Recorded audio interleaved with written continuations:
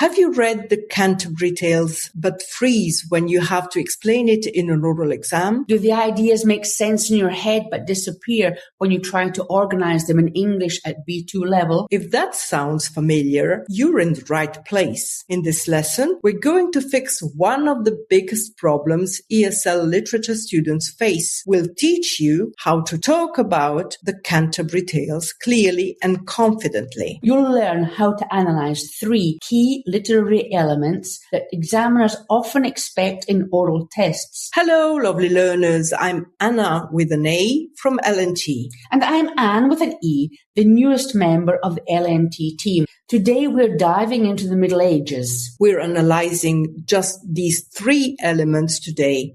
A full detailed analysis is available on our website. Our method uses 2 tools. First, we build a mind map to give you a visual logic. Second, we use useful phrases for your oral tests. These phrases help you gain time and keep your English at a B2 level. First, the literary element, the title. When we look at the title, the Canterbury Tales, we can divide it into 2 meaningful parts. The title is a map. It helps us understand exactly what the work is about. The word tales signals the genre, the type of book, which is a collection of different stories gathered together. Meanwhile, Canterbury refers to a real city in medieval England. This city was the most famous pilgrimage destination of the time. A pilgrimage, as you know, is a religious journey to a holy place. Canterbury held the shrine of St. Thomas Becket, a site many people believed granted spiritual blessings and healings. So the title links fiction to history. For your mind map, at the very top of your map, write the title, The Canterbury Tales. Use quotation marks. Draw 2 branches, Tales and Canterbury. Just under Tales, write collection of stories, and under Canterbury, pilgrimage destination. Can you give us some useful phrase? Well, yes. Our first phrase, we can divide it into 2 meaningful parts. If you use this phrase in literature, you can say, we can divide the title into 2 meaningful parts, the stories and the journey. If you use it in everyday English, you can say, we can divide the project into 2 meaningful parts, the research and the writing. And now the second literary element, structure and plot. The Canterbury Tales is a famous frame narrative. This is a story that contains other stories inside. Geoffrey Chaucer sets up this frame by introducing a group of pilgrims who meet at the Tabard Inn in Southwark, near London. Think of it as the starting point of the pilgrimage. They're travelling together to Canterbury, and as a part of their adventure, they agree to a storytelling contest. The original plan was that each pilgrim would tell 2 tales on the road to Canterbury and 2 on the return trip, with a free meal as the prize. Competition drives the plot. Chaucer's original intention, his plan, was to write over 100 stories. However, the work is incomplete.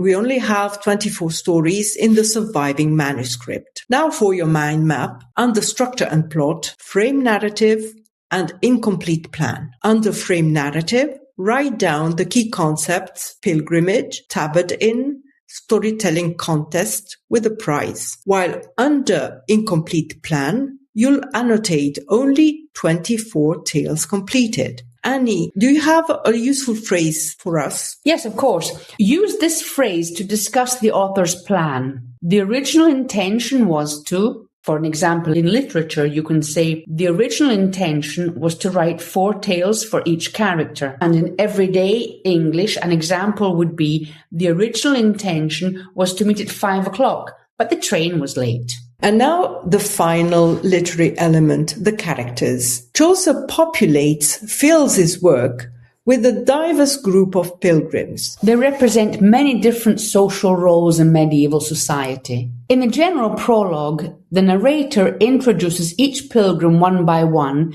and describes their clothes, their speech, and their personalities. That's why they feel like real people. They're not simple stereotypes, fixed, oversimplified ideas. From the noble knight to the curious wife of Bath, They have human qualities like humour and ambition. Interestingly, Chaucer arranges his characters roughly according to their social status, that is, their rank in society, and starting with the highest and moving to the everyday workers, the so-called commoners. It's a portrait of an era. Now for your mind map, under characters, create these sub-branches: diverse group, pilgrims, social status. The key concept for the first branch is representation of social roles. For the second branch, no stereotypes. For the third branch, from the highest rank to the lowest. Annie, give us some useful phrases. Well, try this. The author populates the work with. The literature example would be Chaucer populates the work with a diverse group of pilgrims. While in everyday English, we would say the director populates the movie with talented actors. Or how about this one for realism?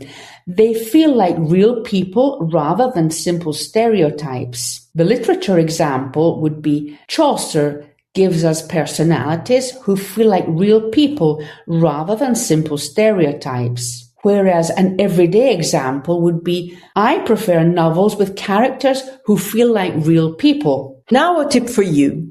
In an oral test, use your mind map to remember what to say. Use your useful phrases to remember how to say it. Use a phrase like, the original intention was, to give yourself time to think. This helps you maintain your B2 level even when you're nervous. Now it's your turn. To make sure you can use these tools in your oral test, we have a quick challenge for you. Look at the screen. We want you to answer this question. How does Chaucer organise the different stories in the Canterbury Tales? Try to write one sentence in the comments below. You should use the keyword frame narrative and this useful phrase. The original intention was to... Don't worry about being perfect.